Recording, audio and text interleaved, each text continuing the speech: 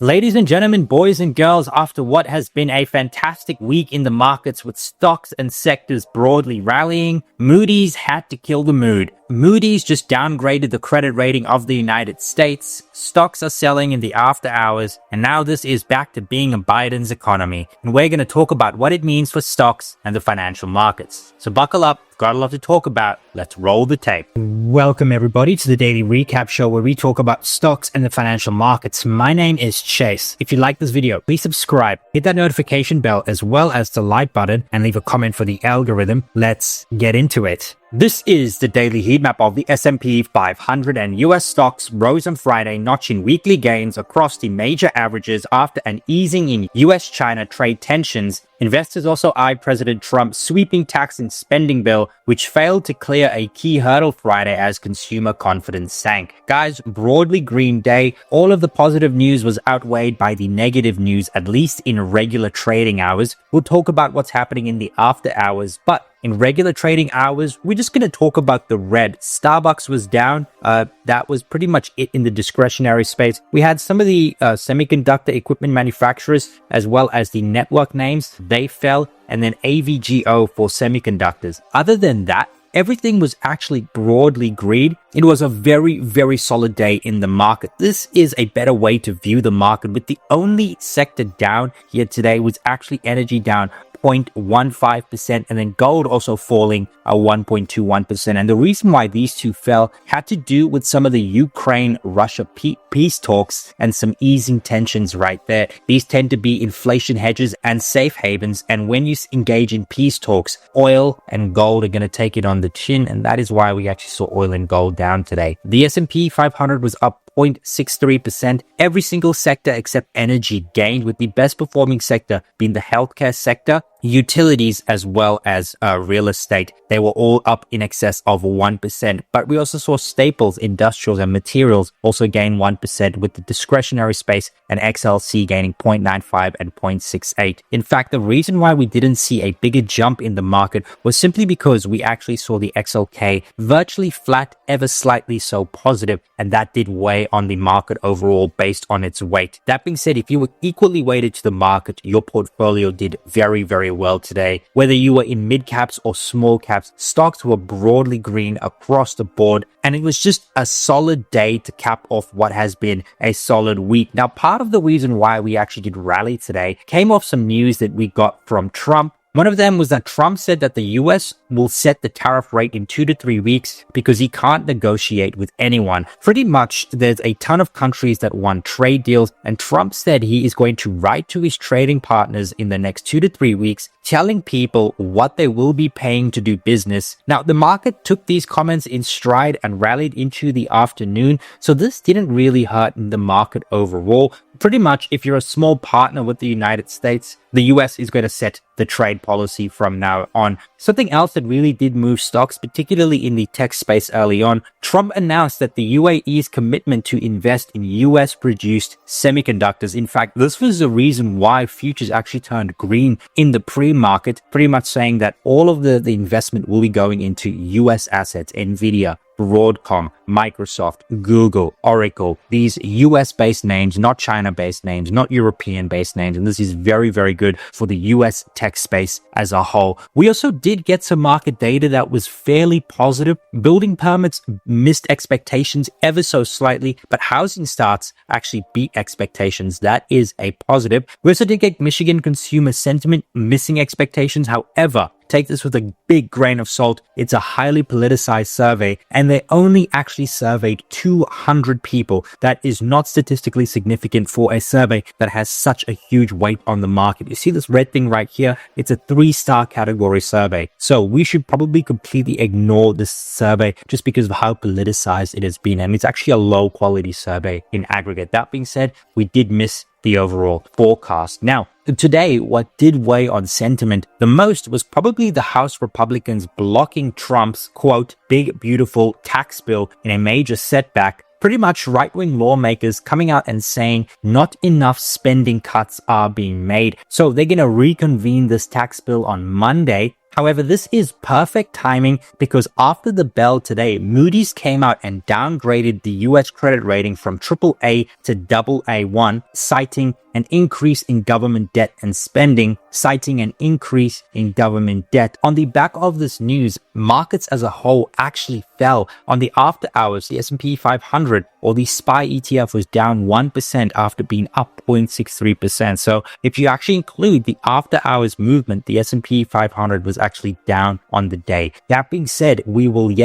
wait and see how the market reacts to this on Monday. I think we're going to get a pretty drastic sell-off on Monday, and then we'll sort of pair those gains into the end of the week. That being said, some other market movers here today. Tesla was up 1.59%, nearly 3% if you exclude the regular trading hours, on the back of a new board member being added, Chipotle's Jack Hertan. He is one of Tesla's new board members. United Health Group was up 6% today, rebounding after its 50% sell-off in the last month. And also insiders bought the dip worth $1.5 million in purchases. Novo Nordisk was down 2.69% as well as down here in the after hours after its CEO stepped down amid poor stock price performance, and that is never going to help sentiment in aggregate. All in all, with regular trading hours, we saw 3,900 advances, 2,200 decliners. We saw net inflows in the Nasdaq 100 and the New York Stock Exchange, and market momentum remains as solid as it's ever been. Massive improvements over last week, as you can see, and we are very, very close to retaking the 100-day here at 49.78%. But the 5-day, 20-day, and 50-day moving averages look very, very solid,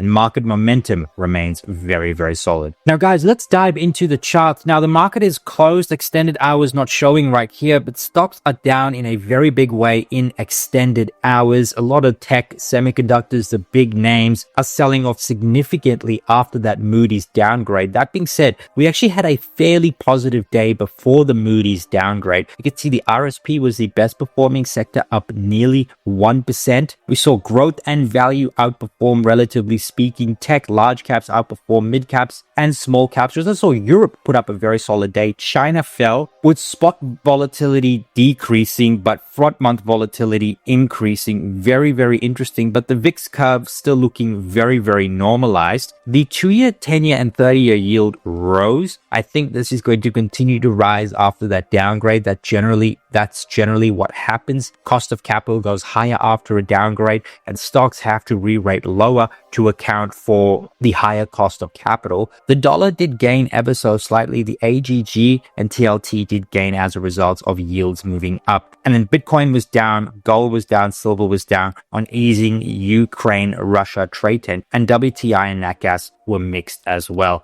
Looking at the S&P 500 in aggregate, it's been a very, very solid week. We actually just had 5 green days in a row. Absolutely very, very solid. We were looking for some form of a pullback. We didn't get it, but it does look like we are going to get it come Monday. We probably will see a little bit of a pullback Monday. That might actually be the lows for the week. And guys, after we get that pullback on Monday, as long as we can hold sort of this 5,800 level, this level right here, if we can hold that level, we probably will go higher from there. If we hold this gap, very, very positive momentum. You can also see that it's where we caused resistance right here, made the big move down. If we hold this very, very solid level come Monday, right, and then move higher, that is going to be extremely, extremely bullish. So Monday, guys, let Monday play out, see where we close. If we close at about this level right here, the 5,800, which is about 160 points from where we closed on Friday, if we find support around this area right here, that is positive. However, if we go lower, closer toward the gamma flip zone, that is where things can get tricky. So don't try and predict where the low is going to happen. Wait for Monday's close, and then we'll determine what the next move is for the market. That is for the S&P 500, the Nasdaq 100, as well as the RTY. This downgrade happened in the after hours. We just want to let the regular trading hours play out, and then we'll go from there. Now, guys, with regards to gold, if we continue to get the easing in this Ukraine-China trade tensions, as well as what's happening in Iran, talks with Iran is happening as well, gold will continue to move lower. We are finding very, very solid support here at the 3,100 area. However, if we break this this area, right, we're going to the 3,000 level very, very quickly. So guys, as risk assets gain momentum and as trade tensions ease and as geopolitical tensions ease, gold should come down lower. However, we're looking for a buying opportunity here at the 2,900 area if we go ahead and break the 3,100 area. It's holding as support right now. We'll see what next week brings. Bitcoin continues to follow global M2 money supply. We said we were looking for a little bit of friction here at this level. We did get that this week. Expect us to continue to move higher into next week, particularly after Monday's trade. We're going to see a bit of a shit show on Monday, but after that, expect Bitcoin to continue to move higher. It does look like we're nearing this all-time highs. We're about 1,000 points away from all-time highs in Bitcoin. Now, guys, let's say you've missed the rally. What are some great stocks to buy right now in midst of everything? I think a really good stock that you can look at right now is Target. They have their earnings. Look, if they report their earnings and their earnings are very, very solid, I would say this is a great name to get into. Trades at 9 times forward earnings, right? We get a solid earnings report. I think this stock can trade up to as high as like 143 inside the quarter, particularly if we get some very solid trade news, some very solid guidance from Target. However,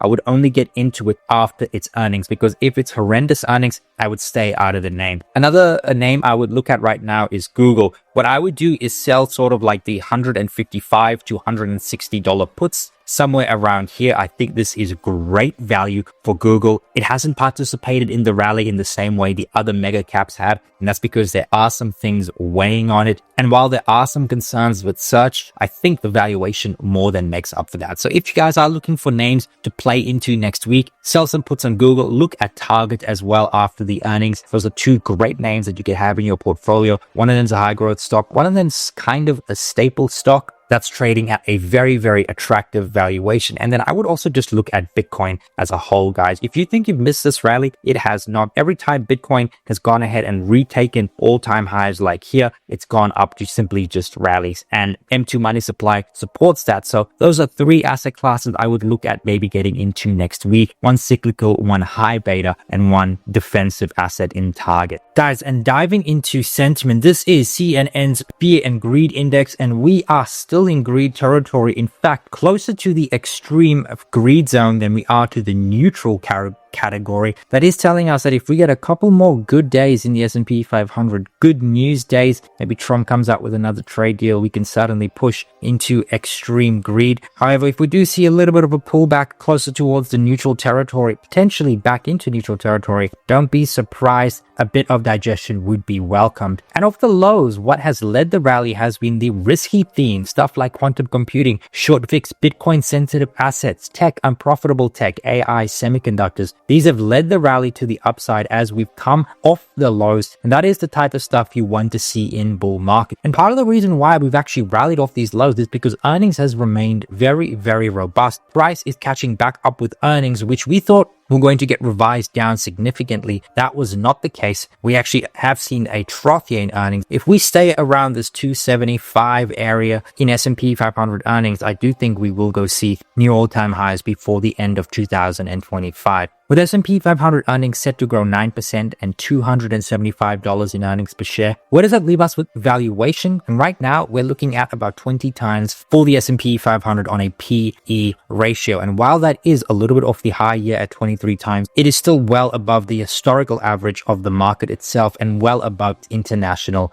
peers. However, these valuations can be justified because S&P 500 return on equity or profitability is still very, very high, sitting at about 21%.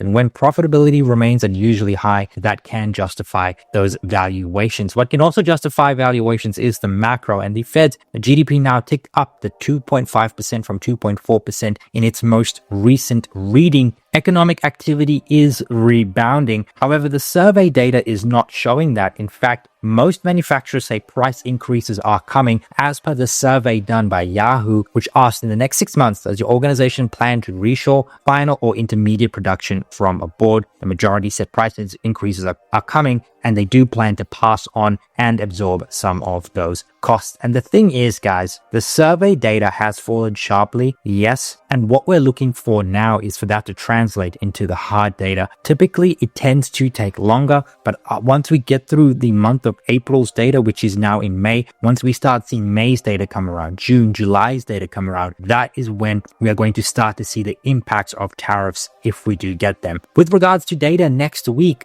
we don't really have much of anything. The big data prints come after Thursday. We get the PMIs. That's on Thursday, initial jobless claims as well, and then existing home sales year-to-year, month-over-month. And then on Friday, we get new home sales. So home sale data, manufacturing data, labor market data, but that all comes on Thursday. So Monday, Tuesday, Wednesday will be a relatively light week in data, as well as earnings. Not much happening. We have Trip.com after the close on Monday. Home Depot and Palo Alto are the two big names here on Tuesday. Then Wednesday, we have Lowe's, Baidu, TJX, Wix as well, and then Snowflake after the close. Thursday, we have a couple of big names after the close: Intuit, Workday, Autodesk, Deckers Outdoors, and Copart, along with TD Bank here on Thursday, and then no earnings scheduled for Friday. But if you've made it up until here, thank you so much for watching. If you liked this video, please subscribe, hit that notification bell, as well as the like button, and leave a comment for the algorithm. Cheers.